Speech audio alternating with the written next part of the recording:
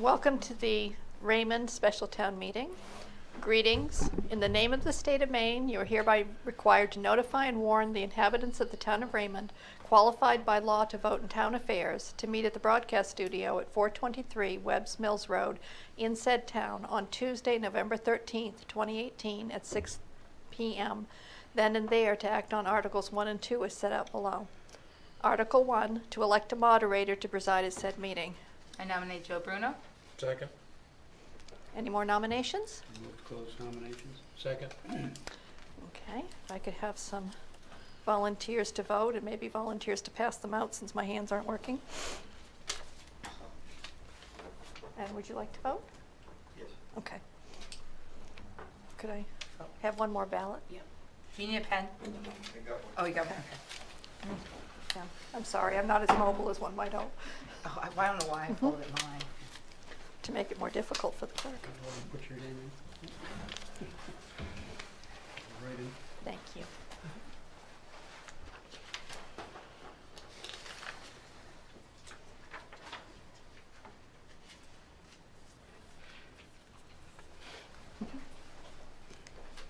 Oh, it's the pink one. Yeah. The green one's to raise your card to vote. Thank you. Okay, it is unanimous, Mr. Bruno. You've been elected moderator. If you'd come up and I'll swear you in.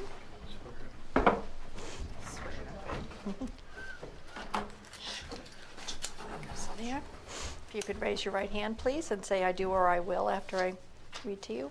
I, Joe Bruno, do swear that I will support the Constitution of the United States and of this state so long as I shall continue a citizen thereof. I do. I do swear that I will faithfully discharge to the best of my abilities the duties incumbent on me as moderator for the town of Raymond for the November 13th, 2018 special town meeting according to the Constitution and laws of the state, so help me God. I do. If you could sign right there for me, please. And the orange is right there. All right.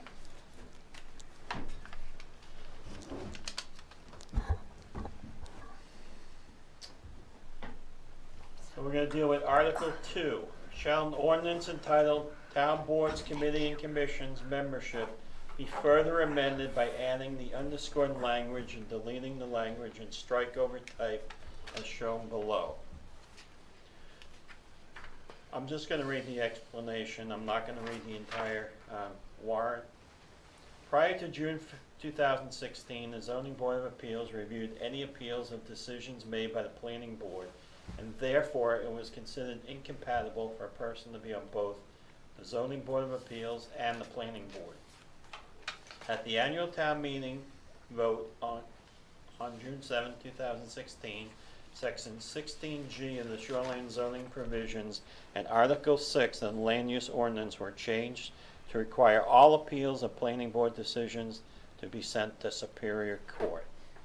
These changes to the ordinances resulted in removing the incompatibility of serving on both the Planning Board and Zoning Board of Appeals, but the Town Boards, Committees, and Commissions membership ordinance was not updated to reflect the change. This vote will make the correction. So the purpose of this ordinance is shall govern the membership of the boards, committees, and commissions of the town of Raymond specified herein. Motion to pass the ordinance. Do I have a second? Second. Been moved and seconded. Any discussion? Peter?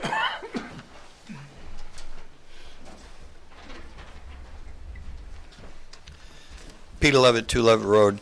While I really don't have any issues with the housekeeping for cleaning this up after the town meeting decision based on the change in the responsibilities of the Zoning Board of Appeals, and that all appeals will now go to Superior Court. So it removes that conflict, and I understand that. A couple of things that occur to me first off is that my understanding is that's not the reason for this, and that the reason for this, as I understand it, unless someone wants to correct that, is the fact that we have a chronic problem with filling positions on our local boards.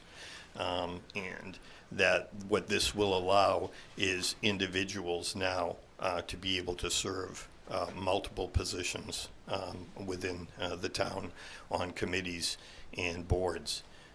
So that's my first comment, that really, I think that's the issue we should really be grappling with, and it's why is there not citizen participation? And I know that's nationwide, and I understand that. I guess I would ask the leadership of this town, what are you doing other than change ordinances to address this issue? Because it concerns me greatly. I do believe, as was mentioned at one of the select board meetings recently, that this runs the risk of putting too much influence in one individual. I get the sense that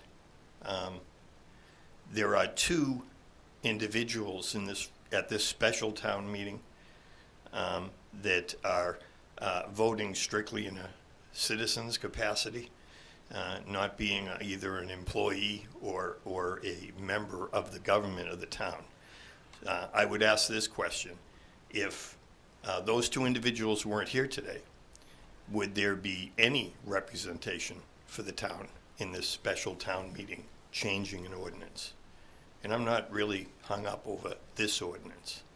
I'm hung up over ordinances in general. I guess the other question I'd have is the need to do this now at a special town meeting, given the attendance at this special town meeting, to change ordinances seems to me to be a travesty. It seems to me that, like I say, had I not shown up, basically it would be town employees and governmental officials that would be making this decision for the town. Respectfully, the town leadership is elected to represent the people. But I guess my question is, where are the people? And so I have a definite concern about that. And I guess just in closing, I would say that it's, I did a little research on this, and it's not surprising to me. I don't think there's anyone here that's under 40 years old, and I understand that as well. So I know it's a daunting task and a challenge, but my research did say that other communities have done everything like knocking on doors, drafting proposals, and then basically through electronic information, getting them out to the citizens for them to craft or to change in some way. And I'm not in favor personally of citizens referendums. I think that's a hell of a way to legislate. It's terrible. And it only really happens because of the fact that when you have gridlock, then there's nothing else you can do except the people craft a law that's constitutionally not right or hasn't been looked at by a legislative body, people that basically have the expertise to craft laws. But I guess in coming tonight, that's my question. I would need to know what the leadership of this town is doing to try and prevent these things. And I'm also questioning the timing of a special town meeting when, in fact, it's almost a guarantee that there's nobody going to show up. And I understand a good reason why people wouldn't show up for this is because, it doesn't affect me. It's not in my backyard.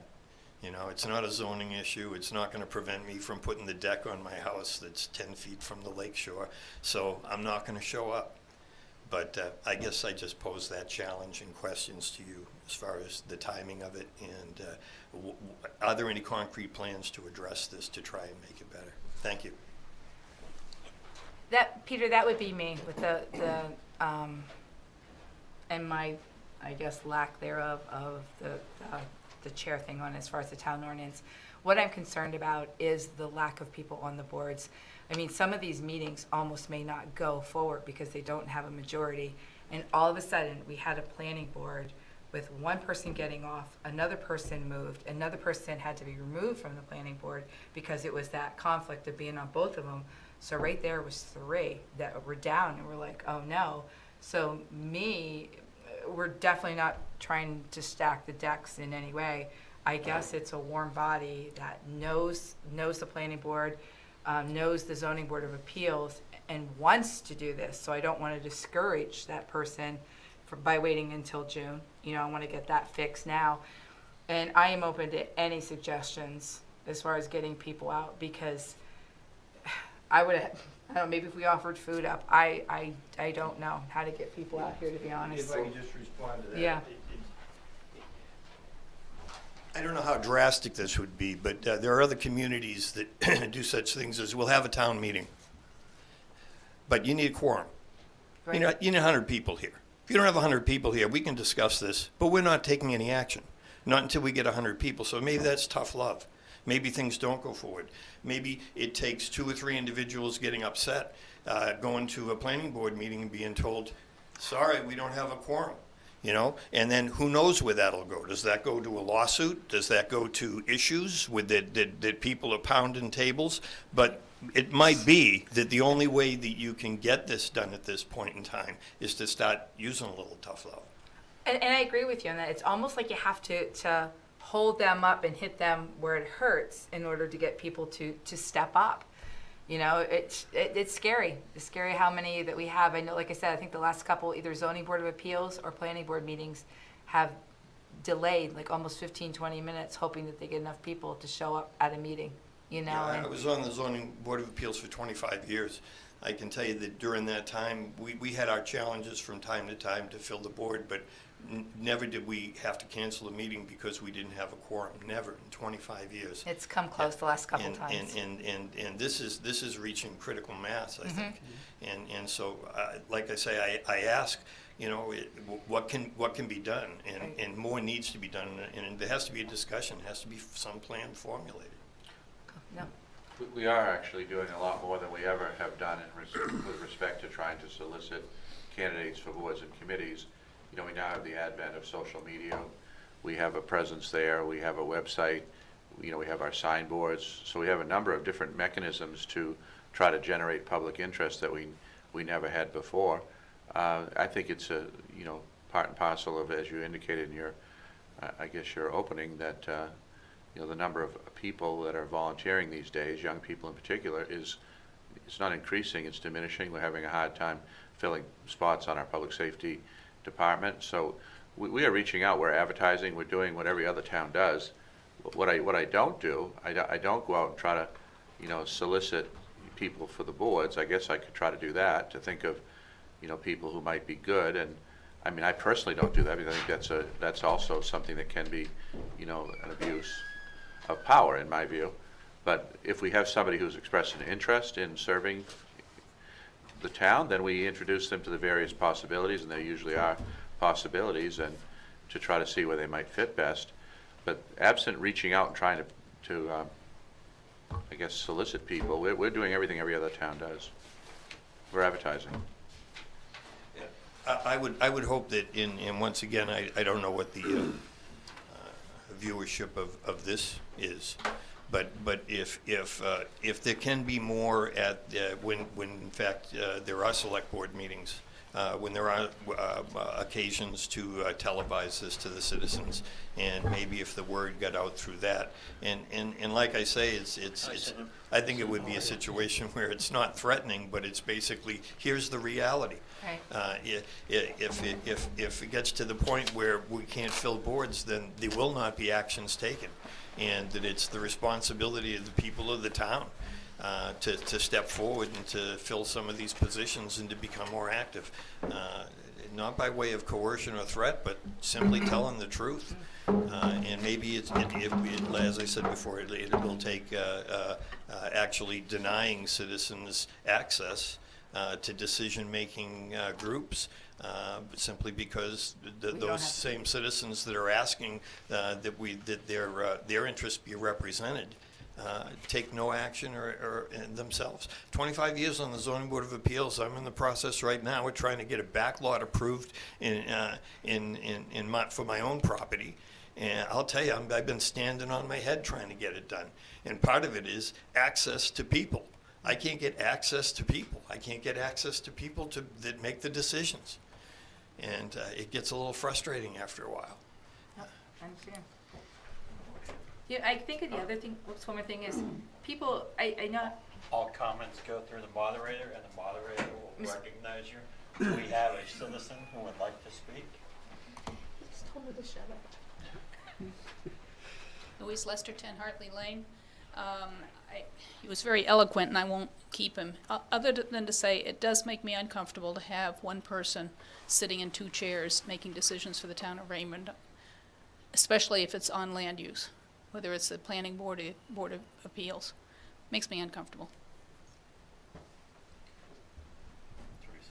I've heard people that have been on the boards that are also, the comment was made that they're afraid to make the wrong decisions, even though we are all volunteers up here, that they're worried about making the wrong decisions and not knowing enough about it. And look, I mean, I've learned a lot. I'm still learning, making mistakes. Mr. Just Bruno. Just learn right now. Yeah, see, exactly. Okay. Teaching moment. You know, so it's, I do, I hope people step up. It's the fire department, it's public works, it's the boards. We need it all the way around, so. Marshall? Peter, if I could ask you, I thought I heard you say you did some research with other communities. Any of those boards paid, and are you suggesting that we pay our board members? There's stipends. Okay, so you're suggesting that that's one possible You know, solution? would you mind going to the I'm microphone? sorry. Yeah, there's some where they'll pay a stipend. They'll cover travel expenses. They'll cover more in the way of educational experiences, so that some individuals aren't feeling in the way that they're intimidated because they don't know enough. I'm sure that I've heard that several times when I served on the Zoning Board of Appeals. Newbies would get on board, but they'd be afraid to do anything but vote the way the group was because they didn't feel they were armed enough with information. I know that the boards do get offered things through certain state agencies and the like, but to promote that more, to be more aggressive in it, and I actually, you can get to the point where, I don't believe we'd be at a point, nor would I think that may be something at a special town meeting you might get a good turnout if you started talking about taxpayer dollars going to pay people to be on boards. I guess that would be in the extremis, but it's not lost on me. And in fact, in my research, there were several that actually had gone to stipends. Yeah. Thank you, Peter, thank you. Thanks. Anybody else? Seeing none, I'll call for a vote. All those in favor? Opposed? The motion passes. I will call for adjournment of the special town meeting. All those in Move to favor? adjourn. It is adjourned.